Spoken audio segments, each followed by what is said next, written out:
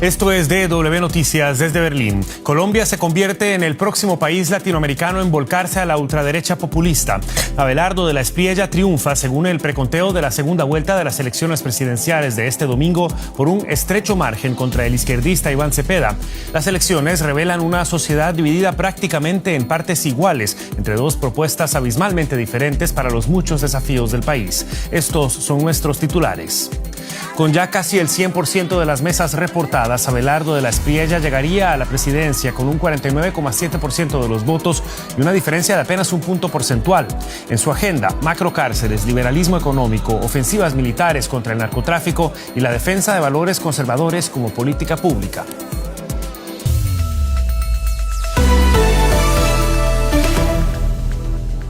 Los saluda Javier Arguedas, gracias por informarse con nosotros. En Colombia, el preconteo de los votos emitidos en la segunda vuelta de las elecciones presidenciales de este domingo dan por ganadora a Abelardo de la Espriella. De confirmarse el resultado en el escrutinio de los votos, el abogado sin experiencia previa en puestos de elección popular ocupará la presidencia por los próximos 4 años. En estos momentos, contabilizadas casi el 100% de las mesas, el candidato ultraderechista del Movimiento Defensores de la Patria estaría ganando los comicios al obtener el 49,7% de los votos. Su rival, el izquierdista Iván Cepeda, afín al actual gobierno de Gustavo Petro, alcanza por el momento el 48,7% de los votos. Más de 26 millones de colombianos acudieron hoy a las urnas, con lo que la segunda vuelta presidencial dejó una cifra histórica de participación ciudadana del 63,5%. La diferencia entre los dos candidatos es mucho más estrecha de lo que vaticinaban las encuestas, por lo que será necesario esperar el escrutinio de los próximos días para confirmar el resultado de manera oficial. Así lo explicaba Hernán Penagos, jefe del organismo electoral. Aquí en adelante, la tarea la llevan a cabo jueces de Colombia y el Consejo Nacional Electoral, que por competencia constitucional declara quién es el próximo presidente de Colombia. Así que a toda la ciudadanía, gracias por la tarea que hicieron. A todas las instituciones, gracias por la manera como articulamos este trabajo para lograr una jornada electoral ejemplo, histórica, con niveles de participación que nunca se habían registrado en nuestro país. El candidato presidencial de izquierda, Iván Cepeda, reconoció los resultados preliminares de la segunda vuelta electoral que dan el triunfo por casi 250.000 votos al ultraderechista Abelardo de la Espriella, pero anunció que su campaña impugnará 33.000 mesas de votación durante el escrutinio oficial. Tras conocerse el resultado, el oficialista destacó los logros del proyecto político izquierdista del actual mandatario Gustavo Petro. Que ha mostrado 4 años de éxitos, que ha mostrado la capacidad de transformar la vida de millones de personas, que ha sacado a 4 millones de colombianos y colombianas de la pobreza, que ha comenzado la primera reforma agraria en la historia de Colombia, que ha puesto en el centro la política ambiental, la defensa de la vida, del agua, de los páramos, que ha hecho de la democracia una instancia fundamental de la vida social. Jorge Restrepo es politólogo y profesor de la Pontificia Universidad Javeriana de Bogotá. Nos acompaña a esta hora para analizar el desenlace de este proceso electoral. Señor Restrepo, muchas gracias por acompañarnos y bienvenido a DW. Muchísimas gracias a ustedes por la invitación. Con la cautela del caso, por supuesto, y reconociendo que estamos hablando de un preconteo todavía, ¿qué lectura hace usted de los resultados de esta histórica jornada electoral? Bueno, en primer lugar, se ha decidido ya por parte de los votantes colombianos una alternancia en el poder. Esto es significativo, es muy importante porque se produce una rotación en la presidencia de la República, en el gobierno nacional, de un gobierno del progresismo hacia un gobierno ultrarradical. Es, además de una alternancia, un movimiento significativo en términos programáticos, en términos ideológicos. En segundo lugar, vale la pena resaltar la polarización extrema que hay, que se reprodujo de la primera vuelta a la segunda vuelta. Casi un empate, una diferencia significativa que también reduce, en tercer lugar, la probabilidad de que haya reclamos que conduzcan a desórdenes o a una situación difícil en materia de violencia en Colombia. Y por último, vale la pena destacar la rapidez y buena operación del sistema electoral en medio de un entorno tranquilo. No hubo ningún tipo de alteración en materia de inseguridad, pese a la persistencia del crimen organizado en Colombia.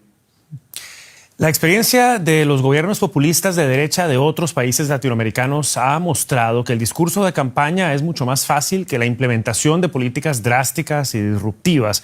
¿Cree usted que Colombia se convertirá en el país que Abelardo de la Espriella les promete hoy a los colombianos? Muy difícil, porque Colombia, a diferencia incluso de muchos otros países de América Latina, tiene unas instituciones mucho más fuertes. Y esto no es en el discurso, sino instituciones judiciales, una banca central independiente, un aparato de justicia y constitucional que restringe mucho más que el promedio, digámoslo así, o lo que es típico en América Latina a los gobernantes. De manera que propuestas que hizo en su discurso, que ustedes lo calificaron y muchos lo calificamos de ultra radical de derecha, pues van a estar limitadas por el Estado de Derecho, por la separación de poderes, por la independencia del aparato judicial. Y por último, vale la pena también mencionar que el Congreso de la República tiene una bancada minúscula por parte del partido, el único partido que lo apoyó a él. Son no más de 4 o 5 senadores y un puñado de representantes a la Cámara que tienen en su partido. De manera que él tendrá muy difícil, si es que decide buscar en el Congreso un consenso amplio que acompañe algunas propuestas de reforma. Yo diría que va a ser un gobierno muy generoso en discursos, pero muy corto en realizaciones rápidas. Ahora, habrá que ver también qué tanto decide irse por un camino de unidad nacional, de consenso, o solamente comenzar a hacer contrarreformas por la vía administrativa en un régimen presidencialista como el de Colombia. Todo está por verse en los próximos 4 años. Escuchábamos el análisis de Jorge Restrepo tras una histórica jornada electoral en Colombia. Señor Restrepo, gracias por habernos acompañado y hasta la próxima ocasión. A ustedes muchas gracias. Bien, Abelardo de la Espriella representa la esperanza para millones de colombianos que ven en el actual gobierno de Gustavo Petro una destrucción del país con ideologías de izquierda y una fallida política de paz que llevó al país a sus peores índices de violencia en más de una década.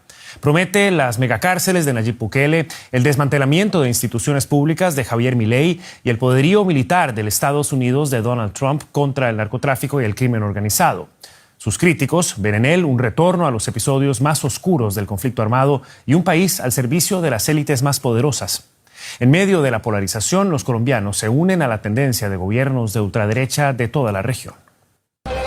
Apelando a símbolos patrióticos como la camiseta de la selección, la bandera y los saludos militares. Así se presentaba el ultraderechista Abelardo de la Espriella, apodado El Tigre. Este abogado y empresario millonario de 47 años sin experiencia política fundó el movimiento independiente Defensores de la Patria para presentarse a la presidencia del país.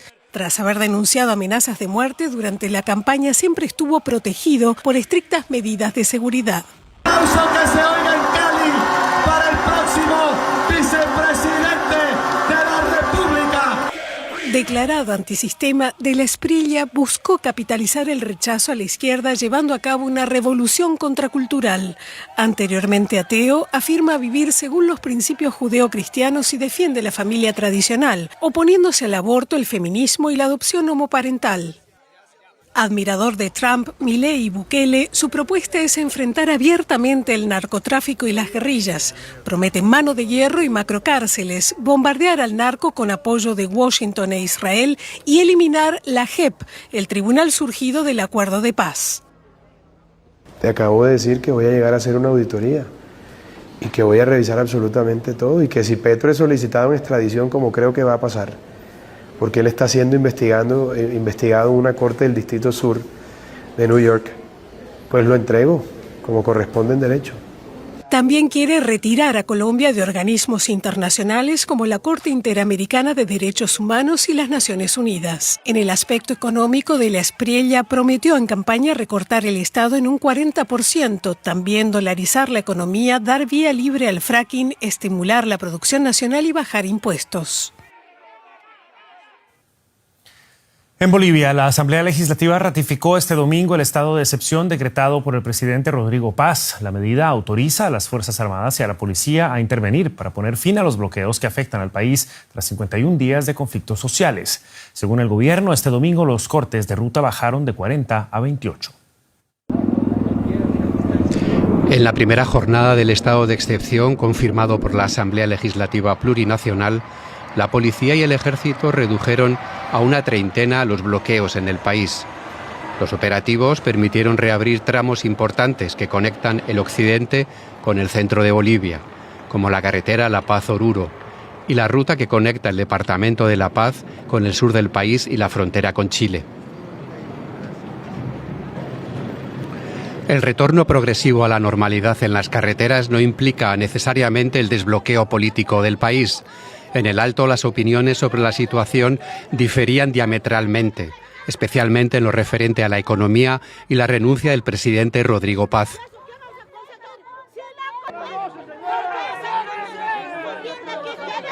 Quiero que renuncie de una vez Rodrigo, que se vaya hasta que renuncie. Nosotros no vamos a estar callados, nosotros no vamos a estar silencio, vamos a ir gritando, vamos a ir a las calles, vamos a salir a gritar. Sabemos que no va a ser inmediato, pero también sabemos que todo con esfuerzo y con lucha se va a poder ir consiguiendo. Sabemos que vamos a ir mejorando. Lo primero, la economía, ¿no? El gobierno de centro-derecha reconoce que las protestas incluyen reclamos legítimos y así lo transmitió también en el acuerdo firmado el viernes con la Central Obrera Boliviana. Esa desmovilización emprendida por la COP ha sido duramente criticada por los sectores campesinos, como las federaciones Tupac Katari y Bartolina Sisa, quienes anunciaron un intermedio en las protestas y la convocatoria de una asamblea extraordinaria para el lunes en La Paz. El primer día de negociaciones entre Estados Unidos e Irán en Suiza se caracterizó por señales contradictorias. El vicepresidente estadounidense J.D. Vance aseguró que se lograron grandes avances y confía en que las conversaciones progresen hacia una paz regional. Pero los diálogos enfrentan obstáculos. Irán dejó claro que una retirada de las tropas israelíes del sur del Líbano sigue siendo una condición para un acuerdo de paz. La agencia de noticias iraní IRNA afirmó además que los negociadores iraníes interrumpieron las conversaciones tras una publicación del presidente estadounidense Donald Trump. Trump había amenazado nuevamente con volver a atacar a Irán si no detiene las acciones de sus aliados de Hezbollah en el Líbano. En respuesta, el jefe negociador iraní pidió a Estados Unidos que, citamos, mida sus palabras. Mientras Irán y Estados Unidos negociaban hoy en Suiza, el primer ministro israelí Benjamin Netanyahu afirmó que su ejército permanecerá en el sur del Líbano el tiempo que sea necesario y sean cuales sean los avances diplomáticos. Mientras tanto, el Líbano vivió este domingo una noche sin bombardeos por primera vez en semanas, en medio de la tregua vigente entre Israel y el grupo chiita libanés Hezbollah. Esto tras 2 días sangrientos en los que ataques israelíes dejaron al menos 50 muertos, entre ellos 2 militares libaneses y varios niños, según las autoridades libanesas. Hezbollah, organización cuyo brazo armado es considerado una organización terrorista por la Unión Europea, lanzó más de 50 proyectiles contra Israel, matando a 4 soldados y 2 civiles israelíes. El jefe de Hezbollah, Naim Qassem, rechazó la creación de una zona de seguridad israelí en el sur del Líbano, así como negociaciones directas entre Israel y el gobierno libanés que se llevan a cabo bajo mediación de Estados Unidos. Y antes de irnos, el primer ministro británico Keir Starmer afronta una creciente presión para dimitir o encarar un posible desafío interno de parte de su rival del Partido Laborista, Andy Burnham. Starmer prometió mantenerse en el cargo, pero cada vez más diputados laboristas le piden que dimita. El ministro de Negocios, Peter Kyle, no desmintió los rumores que apuntan a que la salida de Starmer podría producirse incluso este mismo lunes. Kyle afirmó que Starmer se estaba tomando un tiempo para reflexionar sobre su futuro político. Por su parte, Burnham tomará posesión el lunes como legislador en la Cámara de los Comunes. Y hasta aquí esta edición de DW Noticias. Gracias por habernos acompañado. Nos vemos en una próxima edición o cuando ustedes gusten en dw.com y en nuestras redes sociales. Soy Javier Arguedas, junto a todo el equipo que trabaja para ustedes aquí en Berlín. Hasta una próxima ocasión y que la pasen bien.